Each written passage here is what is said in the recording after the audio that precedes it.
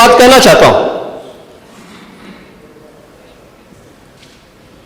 कि अगर संभल के बारे में हम जब बात करते हैं महोदय, एक लंबा सिलसिला है इस संभल का, और अगर मैं संभल की जब चर्चा करता हूं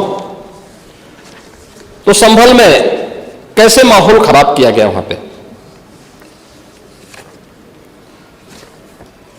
ये संभल में दंगों का जो इतिहास है 1947 से ही प्रारंभ होता है। 1947 में एक मौत होती है, 1948 में 6 लोग मारे जाते हैं,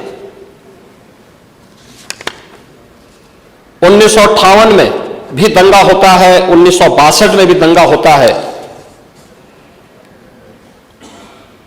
1976 में भी 5 लोगों की मौत वहां पर हुई थी,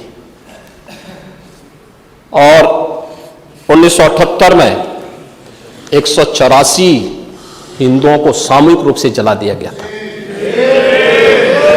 184 हिंदुओं को हत्या हुई थी, हिंदुओं की हत्या हुई थी, और जलाया भी गया था, और 184 हिंदू मारे गए थे वहां। 184। मैं वही तो कह रहा हूं ना, आप उस सच को स्वीकार नहीं करेंगे, आप उस सच्चाई को स्वीकार नहीं करेंगे। और लगातार कई महीनों तक वहां कर्फ्यू था। 1980 में फिर दंगा हुआ था,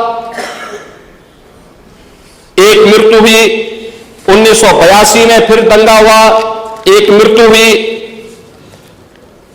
1986 में 4 लोग मारे गए, और 1990 फिर 1992 में 5 मौतें हुई, 1996 में 2 मौतें हुई। ये लगातार ये सिलसिला चलता रहा 1947 से लेकर के अब तक। 209 हिंदुओं की निर्मम हत्या वहां हुई है संभल के अंदर, 209 हिंदुओं की। और एक भी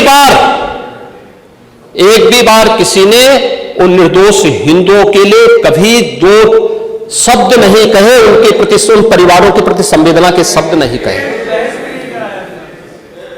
महोदय, जो आज घड़ियाली आंसू बहा रहे हैं, ये लोग कभी भी उन निर्दोष हिंदुओं के बारे में कभी 2 शब्द नहीं कहे। वहां पर 1978 में जो दंगा हुआ था महोदय, किस प्रकार की स्थिति थी। एक वैश्य जिसने सबको उधार दे रखा था पैसा, और उस बात को मानता था कि साहब मैं तो सबको पैसा देता हूं, मेरे यहां तो सब व्यवसाय के साथ जुड़े हुए हैं। अगल बगल के हिंदू दंगा होने के बाद उनके घर में इकट्ठे होते हैं। इकट्ठा होने के बाद उनको घेर लिया जाता है। घेरने के बाद वो बोलते हैं, भाई आप हमें क्यों घेर रहे हैं। कहा जाता नहीं, क्योंकि तुम इन हाथों से पैसा मांगो